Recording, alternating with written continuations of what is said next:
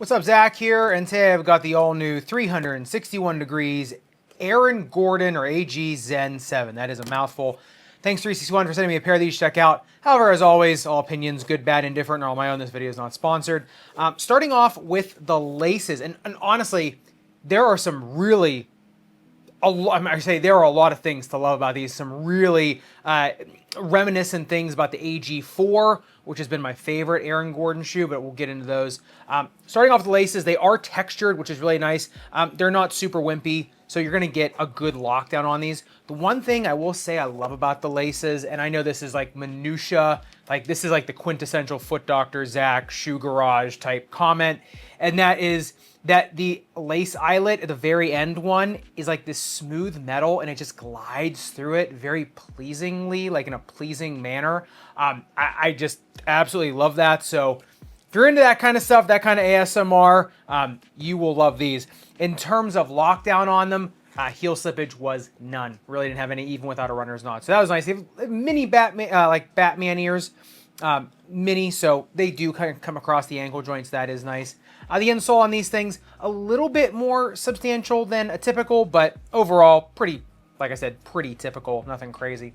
The tongue on these things it's decently padded, that's for sure, but it doesn't have like any big areas of padding. So I did say, like lace irritation was, I'd say it was mild to moderate until it just broke. And once it broke in, it was none to mild. The one thing is that this is internally cuffed laces. So what that means is all the cuffs are on the inside except for the very distal tip. So the lockdown, like I said, is pretty intimate on you. Like I said, very confidently locking down shoe, and it is just a gusseted tongue. Look at these things on the breathability test though. And yeah, fog is getting out of the sides of the tongue. That's the only place it's really getting out. You look at the forefoot on the microscope as I struggle mightily through the heel counter of these things. When you look at the forefoot on the microscope, it is a TPU and textile weave in there, but it is so substantially backed on the inside of it. I mean, that underside is just completely, it's one big panel. That does mean it's pretty comfortable on the inside in terms of the toes, but like I said, it is going to hold on to a little bit of heat and moisture. And I'm sure, as you can see by now, the heel counter on these things is pretty darn strong. You do get, whoa, my God, look at this. You've got a 2-layer external heel counter and then a really thick internal heel counter as well. So that is why it is so hard for me to get through these right now. But yeah, love it. All in all, in terms of uppers, yeah, I think once you actually break the tongue in, basically, yeah, pretty buttery, pretty smooth, really pretty comfortable. All right, beginning in the midsole of the Zen 7, like a lot of Aaron Gordon shoes, they are simple yet incredibly effective. Now, it's just an entire bed of CQT, that quick tech foam, which is their thermoplastic and CO2 infused thermoplastic foam, I should say. And they've got basically what is mostly a double thickness shank that is top loaded that butterflies from the junction of the mid and rear foot into the junction of the mid and forefoot, so it spans the entire midfoot, which is great. You know, that's honestly, that is kind of to me, that's the best size shank and material shank. This is just polypropylene. There's no carbon fiber or anything. Look at this thing on the balance height test. 40 centimeters in the rear foot, 44 in the forefoot. Really no surprise. The only difference is the stack. So you get maybe a little bit more of the interaction of the foam in the ground in the forefoot. But looking at the tensiometer on this, 49 newtons to get to 45 degrees. So kind of right in that nice sweet spot where, let's look at it here, where yeah, I mean the shoe's bending appropriately in the forefoot.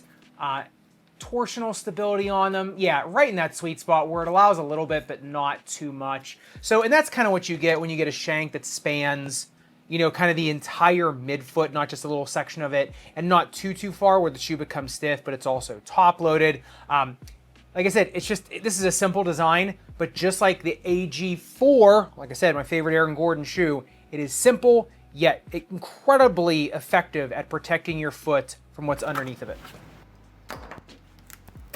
All right, but getting into the outsole tread, this is 361's diamond grip rubber, which they say is lab tested for 30% more durability, so you can use these outside. I don't know about that, but on the outsole durability test with the Burr 10 seconds highest grit sandpaper, yeah, I mean, didn't get a millimeter damage. I mean, basically just scuffed it up here, as you can see.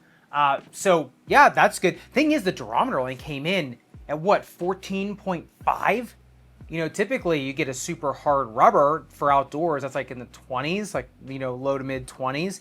Thing with these new rubbers you're seeing from like 361, like Leaning, these other companies, is that they're getting softer while maintaining their durability. I know I talk about this in so many videos, but it is worth repeating that this is a very low durometer shoe. And yeah, I mean, they are meant for outdoor courts, you know, as well as indoor. I mean, honestly, the sound these make when you just take your feet off them on an indoor court feels like it's sticking to the court. Like I said, sound doesn't mean anything when it comes like in terms of like screeching or stopping or anything. Silent shoes do just as well as screeching shoes on the court, but it is interesting when you're just walking, you can kind of hear them grabbing the court. The periphery is basically just herringbone, and then that central area is more of a linear pattern. You are getting grip basically from both ends of the spectrum here. This is a full-length tread pattern, but it also kind of acts as a little bit of a decoupled. I kind of like these where you get the peripheral continuous and then a central gap, because you get the best aspects of a decoupled as well as a full-length tread pattern. So that is, I don't know, that's pretty nice. Look at this thing on the grip test ramp. Slips at 37 degrees, which is kind of just on the upper end of normal. To me, this is, yeah, it's a pretty good combo of outdoor grip, but also you get a little bit more thin tread on indoor courts. So I think this will do well on both courts. I did notice a little bit of dust pickup on these when they were new, and then it wiped down just fine. But like I said, I did notice newer, when the rubber was newer, these were picking up a little bit of dust. It didn't seem to affect the traction at all, like some of these shoes with the lower durometer, higher durability rubbers. So like I said, I think, yeah, in terms of a shoe for kind of anything, I think this is great. And once again, comparing it to the AG4, that was my biggest knock on it for outdoor courts, because I thought they were fantastic outdoor shoes. It's just that the rubber wasn't going to last, whereas in these ones, I think they kind of took that up a notch. So in terms of that, kind of completing the circle for the AG4 outdoor usage, pretty good. All right, let's talk some fit at the Zen 7. Number one, they come in at 28.7 centimeters in length, then 9.7 centimeters metatarsal width, 10.2 centimeters of toe box width. I am measuring everything off of just a standard last now. As you can see, I have it marked out. So I basically just put the measuring tape on the different parts of the last while it's in the shoe, and that has just, this is going to be a lot easier. So all of these numbers, although they might change a little bit from when I was bending over and doing it on my own foot, these will now be completely consistent for the lifetime of the channel, as long as I have my trusty last. You do have a 13-degree in-flare on the shoe, and then a toe box taper. What did it say, of 34 degrees? So, yeah, I mean, honestly, the weird part is by the numbers, it seems like a pretty middle-of-the-road shoe. However, it does seem like a lot of the width is lateral, and I know that sounds odd to say, doesn't really make sense. It does just seem like the shoe just has more laterally on it, and it made it feel bigger for me because I have such a bulky lateral side of my foot. You know, even in a lot of 11s, I cramp, right? Like I could honestly just be happy going in 11 and a half. It'd just be way too long for me. But if you look here, like it looks like there's just a big lateral flange on these things. And although there is a decent clip flange on them, most of this is just width here in the lateral side. So it just feels really comfortable. I'd say a narrow medium foot, because they lock down so well, I think you still go true to size. Narrow, I guess if you want, you go down a half size, but you might start getting into a length issue on those, so I just go true to size. A 2E, I went true to size on these and had zero problems, zero issues whatsoever. A 4E, I think you can go up a half size. Like I said, the lockdown is so good. I think you can go up a half size and just get a nice, comfortable ride. If you want to go true to size as a 4E, I do think you can break these in if you want the weight reduction, if that's something important to you. You can fit orthotics in these things anywhere from more low profile orthotic all the way up to a more of a bulky orthotic. These things will accept just fine. Just watch the bulky orthotics. You might start to get a little bit of irritation around the tongue. That'd be about it. In terms of the snake bitten foot or somebody with lumps, bumps, bruises, I would say the only thing that these things have really anything going against them for is if you have a lot of like a dorsal spurring in your foot or a lump, bump, bruise, or not bruise, like a lump or bump, bony right here. The laces just might get you right here until the shoe breaks in. Once it breaks in, or if you just want to put some moleskin in there or something, even right when you get the shoe new, I think it's just fine. The thing is though, for underfoot protection on outdoor courts, Once again, like the AG4, yes, I know I'm saying AG4, there's an AG5, I get that.